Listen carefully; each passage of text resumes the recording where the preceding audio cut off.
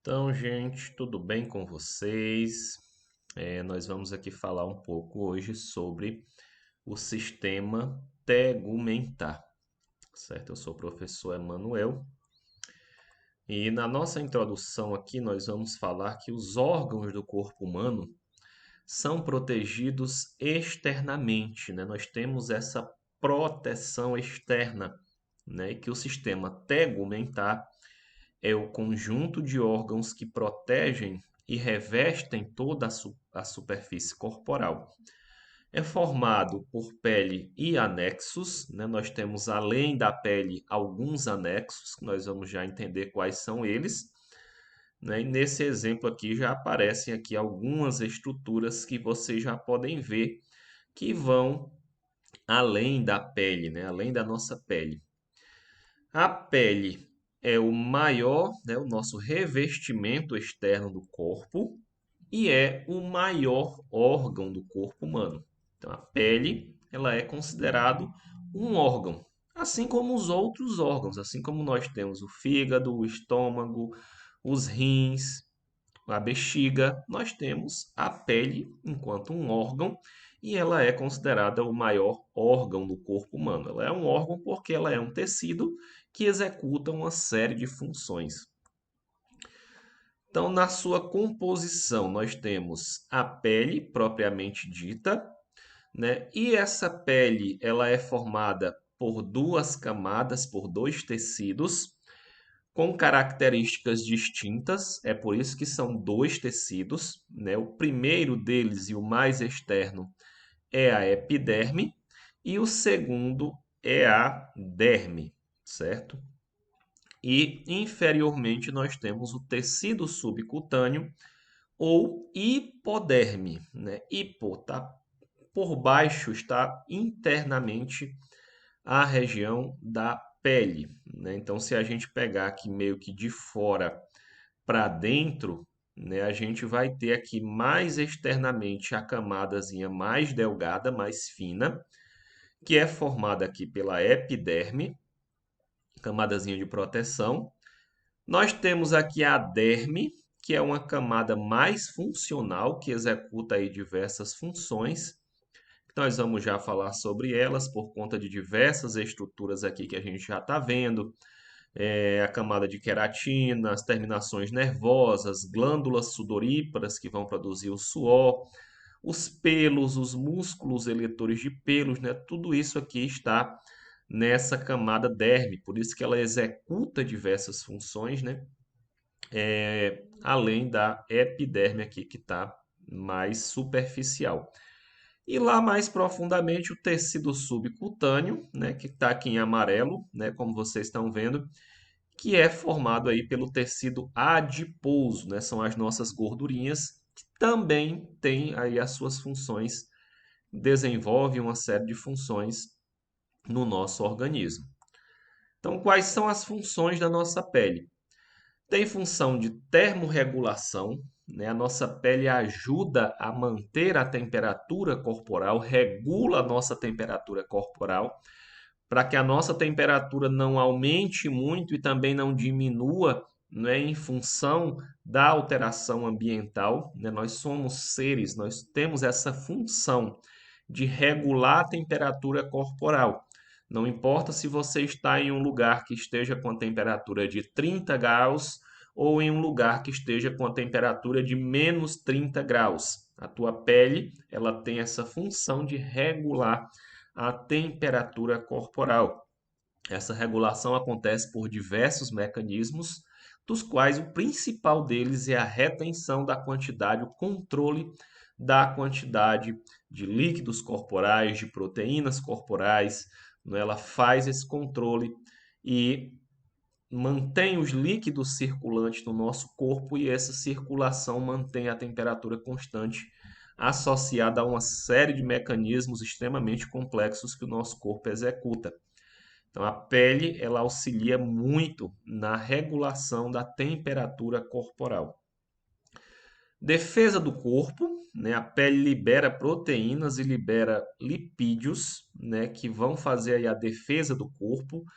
Desde a proteção física, né? Se você pega aí a tua pele, nela vai ter uma proteção física, nada entra facilmente dentro do teu corpo, graças a essa proteção que ela exerce, né? Então ela tem uma proteção aqui que faz com que o nosso corpo não sofra invasão, não é de nenhum agente invasor penetrante, né? E também tem a proteção imunológica, né? Contra patógenos, bactérias, vírus, né? Que vai de um modo geral, não é 100% perfeita, mas de um modo geral a nossa pele protege o nosso corpo dos micróbios, dos agentes invasores. Lá nas funções da pele ainda aqui, né? Que nós estamos discutindo, nós temos as terminações nervosas, que vão fazer a percepção, receber os estímulos. Então, tudo que tem contato com a minha pele, né, esse estímulo nervoso ele vem via sistema nervoso periférico, leva essa informação lá para o meu encéfalo e essa informação ela vai ser interpretada. Então, que informação é essa? Informação de tato do que você está pegando, né? Se eu pegar aqui uma caixa dessa aqui, eu posso tatear e entender o que que eu estou pegando mesmo sem eu ver, graças aqui a essa sensibilidade. Se eu pego aqui nessa outra estrutura, eu vou entender que é um óculos, né? Pelo meu tato, né? Eu vou pegar aqui ele e vou entender que é um óculos. Se eu pegar num gelo, se eu pegar no fogo, né, tudo isso eu consigo perceber graças a essas terminações nervosas, não é? Esses nervos, eles estão chegando aqui, a gente consegue visualizar aqui em branco, né, esses nervinhos aqui que vão chegando, olha, até essa região da epiderme, que são os vasos sanguíneos, e os nervos também vão chegando aqui graças a essas terminações nervosas é que nós conseguimos ter essa percepção. E eles enviam ao sistema nervoso central. Também é proteção contra desidratação, certo? Nós não nos tornamos desidratados porque o nosso corpo retém, né, esse mecanismo, a quantidade de líquidos no nosso corpo.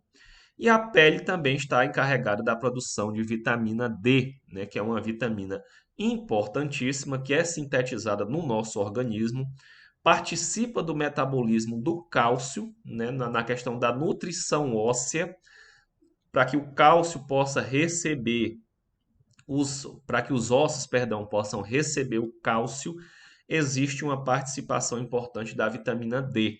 E para que a vitamina D seja sintetizada, né, a gente tem aqui uma reação aqui, as reações químicas que acontecem, né, durante a formação aqui da vitamina D, e nós podemos observar que fazem parte dessa reação, né, reações químicas que formam a vitamina dentro do nosso organismo, dela participa aqui, tem uma participação importante da luz ultravioleta. Então, essa luz ultravioleta ela é recebida do sol no nosso corpo e o nosso corpo, por meio da pele, consegue fazer essa absorção e a luz solar recebida na nossa pele faz parte aí da produção da vitamina D, que atua no metabolismo do cálcio e no fortalecimento dos ossos. Então, a nossa pele participa da produção da vitamina D ao receber os raios solares, né? Na nossa pele também nós temos algumas proteínas que vão desempenhar essas funções. Quem são elas?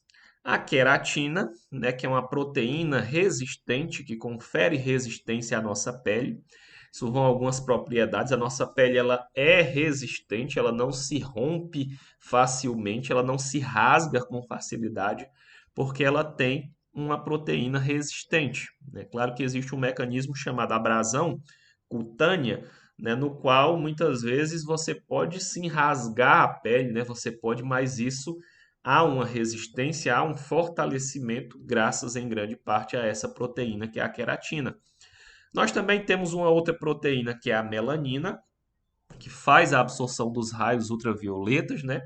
E é responsável também pela coloração da pele. Quanto mais melanina, mais escura vai ser a nossa pele. e mais protegidos estaremos dos raios solares, certo? O colágeno é uma proteína de sustentação, que dá sustentação aos tecidos. A elastina dá elasticidade, né, que é a propriedade de um tecido ser deformado, uma matéria ser deformada e voltar ao seu estado normal.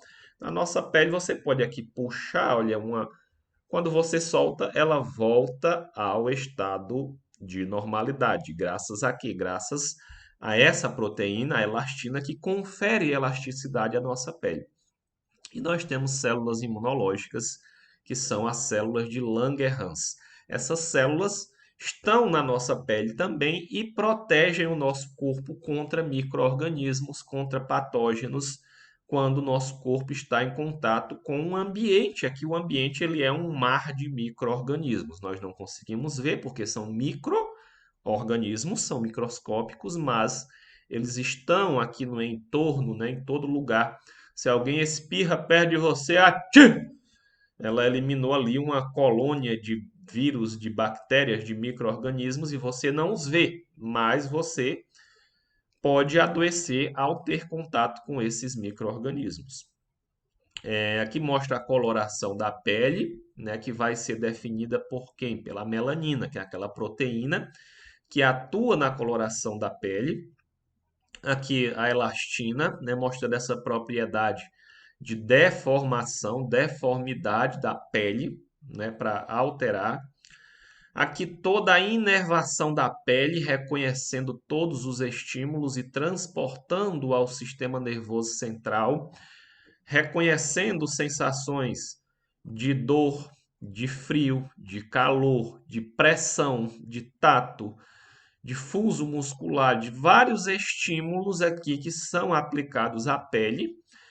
Por meio da transmissão nervosa, vai chegar lá no nosso sistema nervoso central, onde vai ser interpretado esse estímulo e faz essa informação graças a essas terminações nervosas que transmitem essa informação. Na epiderme, nós temos um conjunto de células, né, que formam, todo o agrupamento de células, ela forma um tecido. E esse tecido de células da epiderme, são das células, é um conjunto, um agrupado de células epiteliais, e ele forma um tecido chamado epitelial, estratificado, pavimentoso, queratinizado. É um nome grande, um pouco diferente, né? Mas é epitelial porque é formado por células epiteliais, que são as nossas células da pele. Ele é pavimentoso porque ele forma um pavimento, como se fosse um piso, né, que forma a epiderme. E ele é estratificado porque ele vai formar aqui vários estratos, né? Nós temos aqui essa imagem que mostra aqui esses estratos como se fossem essas camadas de várias células de vários tipos, umas mais achatadas, outras mais alongadas, que formam a nossa epiderme, né? E aqui essa membrana basal que forma aí o piso, né? Como se fosse esse epitélio pavimentoso com vários estratos, com várias camadas de células, né? Formando o epitélio pavimentoso, estratificado em estratos e queratinizado porque é revestido por queratina, por aquela proteína, né, que confere aí uma certa resistência à nossa pele. Então é um grupamento de células queratinizadas. As células epidérmicas são produzidas na camada basal e vão se tornando cada vez mais periféricas, descamando e caindo. Então existe uma camada basal, uma camada de base, né, aqui na qual elas vão se formando, depois elas vão se exteriorizando e elas vão chegando cada vez mais à superfície externa, não é? E lá na superfície externa elas vão sendo, vão recebendo as agressões do meio externo, né? E elas vão sendo substituídas. O exemplo maior disso é que quando você recebe aí a insolação, ele vai dar aqui nessa camada e essas células muitas vezes vão morrer, né? E aí, ao final de alguns dias, você remove da tua pele aquela camada de células, né? Por meio de uma pele que foi queimada pelo sol. Então, essa camada superficial da pele, a epiderme, possui diferentes espessuras, mas todas elas são muito delgadas, né? Vai de 0,04 a 1,6 milímetros de espessura. E ela possui diferente grau de distensibilidade no corpo, né? Em alguns locais ela é mais distensível, em outras menos. Ela não é 100% eficaz em suas defesas, né? Alguns micro-organismos conseguem ultrapassar a barreira da pele, né? Alguns exemplos, as larvas de esquistossomos, que vão causar esquistossomose mansônica, né? No caso, você pise em águas que possuam essas larvas, elas vão conseguir atravessar, penetrar através da tua pele. Vírus HIV, hepatite C, né? Graças a isso é que a gente recomenda o uso do preservativo na relação sexual, para evitar a transmissão dessas doenças, né? Porque essa barreira formada pela nossa pele, ela não é 100% eficaz. Existem alguns micro-organismos que conseguem atravessar essa barreira, certo? Como se você tivesse aí uma blitz, uma barreira policial, que está lá parando os carros, é uma barreira, a maioria dos carros passam, mas de repente, de vez em quando, aparece um louco aí que vai num carro ou numa moto e fura a barreira policial, sai em alta velocidade e ele consegue atravessar. É o mesmo caso aí do nosso corpo. Nós temos a pele, é nossa proteção. A maioria dos micro-organismos conseguem ser barrados, embarreirados por ela, porém, existem alguns micro-organismos que conseguem atravessar, entram dentro do nosso corpo, ganham a circulação e vão causar adoecimento no nosso corpo, certo? Ainda falando sobre a epiderme, não possui vasos sanguíneos, né? Possui as suas células, os queratinócitos e os melanócitos, e são células, queratinócitos e melanócitos, que produzem queratina e melanina, né? A célula que produz a proteína, certo?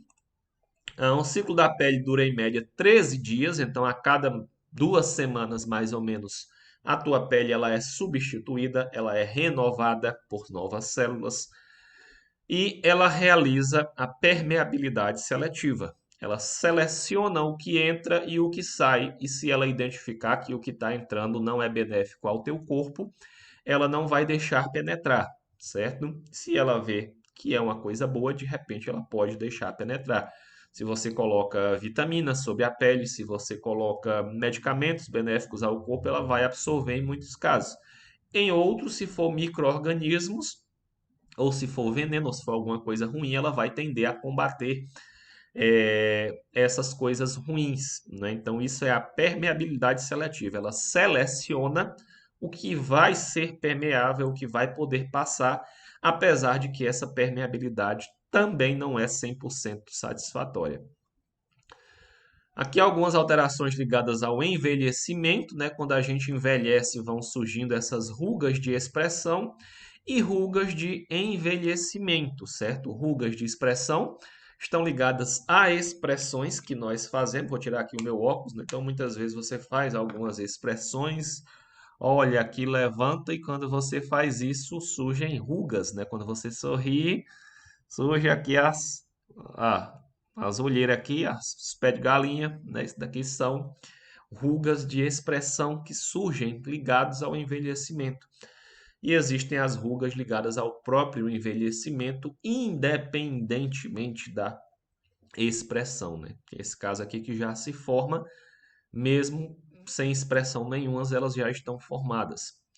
Tem a ver com a redução dos líquidos corporais próprios do envelhecimento, né, que vão acarretar essas alterações. A derme, né? Estamos aqui na derme, lembrando que a derme é a camada mais interna do nosso corpo, está internamente por dentro, por baixo da nossa epiderme, a segunda camada.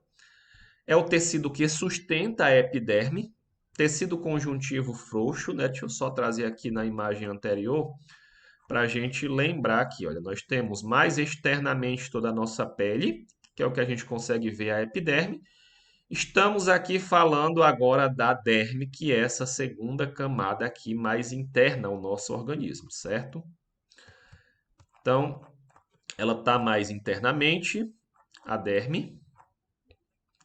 Tecido conjuntivo frouxo, diferente da epiderme, né, cujas células estão estratificadas, bem juntinhas, bem coladinhas umas nas outras. A gente observa aqui que a membrana celular dessa célula está colada na outra, olha, estão intimamente ligadas.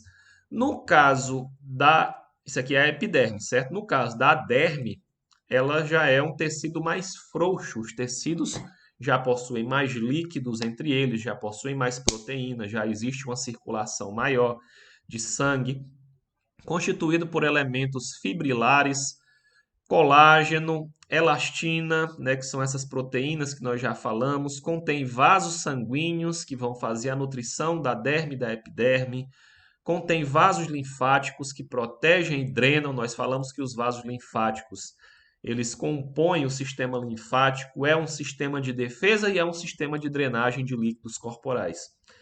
E também tem os nervos aí que vão estar responsáveis pelas funções sensoriais, que são todas essas que nós falamos aqui do sistema nervoso, né? Esse recebimento dos estímulos externos para a nossa pele, certo? Opa, tá aqui, né? Estávamos aqui. Então aqui tem essa outra imagem mostrando aqui a derme, né, que vem aqui dessa região com todas essas estruturas, tendo aqui a glândula sudorípara que produz o suor, tendo aqui os vasos sanguíneos capilares, tanto venosos como arteriais, de veias e artérias. Temos os pelos saindo aqui para a região exterior, ia dizer saindo para fora, ó, é o novo. Temos aqui os pelos saindo para a área exterior, temos os músculos piloeletores, né, que fazem com que você se arrepie, pegam o pelo lá e deixam pilo eretor, tornam ereto o pelo. Tem a ver com o controle aí da temperatura corporal. Aqui as outras camadas de células, né, da epiderme, que lembram do epitéliozinho queratinizado, estratificado, olha, vários estratos, várias camadas celulares aqui na epiderme e aqui abaixo a derme com esse tecido mais frouxo, certo? E abaixo da derme aqui nós temos o tecido subcutâneo. O tecido subcutâneo, conforme vocês estão vendo aqui, são as nossas gordurinhas, né? Então, no caso dele, não faz parte mais da pele, ele está interno, abaixo da pele. Tecido adiposo ele tem a função de proteger contra o frio, né? Ele tem as células que são os adipócitos, ricos em fibras colágenos, e é uma camada variável em diferentes pessoas e localizações corporais, certo? Então, o tecido subcutâneo ele é variável. Quanto mais gordinho, né? Quanto mais acima do peso você estiver, mais você vai ter tecido adiposo, mais você vai estar protegido contra o frio, né? Mas aqui, no caso, vai estar com mais calor, né? Pessoas mais magras têm menos proteção contra o frio. E o tecido adiposo, ele executa essa função e ele tem camada variável em diferentes pessoas e em diferentes localizações corporais. Você pegar aqui a região aqui do cotovelo aqui, quase não vai ter tecido adiposo, certo? Só pele, né? Só uma camada muito pequena de tecido adiposo. Se você vai na região abdominal, por exemplo, né, você vai ter uma grande quantidade de tecido adiposo na quase totalidade das pessoas. Então, tem essas diferenças dessa camada aqui do tecido adiposo. Nós temos também o tecido subcutâneo, né, que ele exerce algumas funções, ainda falando sobre ele, né, de isolante térmico, modelação da superfície corporal, né, são essas diferenças da camada adiposa, né, do tecido subcutâneo, que vão modelar, que vão dar forma ao nosso corpo, e também tem a função de proteger contra a absorção de choques corporais. As glândulas, nós temos as sudoríparas, que produzem suor, e as sebáceas, que secretam sebo, né? Sebo está ligado aí à proteção do corpo contra micro-organismos, está ligado à hidratação da nossa pele, né? Se você lava, às vezes, as suas mãos, por exemplo, com um sabonete que resseca muito, suas mãos vão ficar ressecadas. Por mais que você não use um creme hidratante, logo depois você vai estar com as suas mãos, né, mais hidratadas e não vão permanecer ressecadas, a não ser que você continue exposto a essas condições adversas. Isso graças às glândulas sebáceas, que têm essa função de hidratação, de proteção. A nossa área do rosto também, né, produz muito esse sebo que tem a ver com a hidratação e com a proteção. É, e o suor é liberado, né, nessa questão da regulação dos líquidos corporais, no controle da temperatura corporal, executando notadamente essas funções. Além de epiderme, derme e tecido subcutâneo, nós temos também alguns anexos no nosso nesse tecido, né, que são os pelos, que vão se distribuir por todo o corpo, quase todo o corpo, né? Os primeiros pelos são a lanugem, e nós temos, além dos pelos, os músculos eretores dos pelos, né? Os músculos piloeretores, que são músculos lisos, independem do nosso controle, que movimentam o pelo, tornando-os eretos, certo? Que é a lanugem, olha, a primeira coberturazinha de pelos, né? Normal aí nos bebezinhos. Existe uma doença também chamada hipertricose lanuginosa congênita, né, no qual forma-se uma quantidade excessiva de lanugem. Nós temos as unhas, que são placas curvas queratinizadas, né, a unha tem muita queratina, localizadas na parte dorsal das falanges distais, numa regiãozinha que se chama leito ungueal, né? O que é o leito ungueal? É o localzinho aqui onde está inserida a unha, certo? Então são anexos, né, que existem colocados na pele, certo? As unhas também, se você não cortar, de vez em quando elas vão também atingir aí um tamanho excessivo, a semelhança lá dos pelos, certo, gente? Então, basicamente, é isso que nós temos para falar sobre o sistema tegumentar, beleza? Um abraço e até a próxima. Tchau, tchau.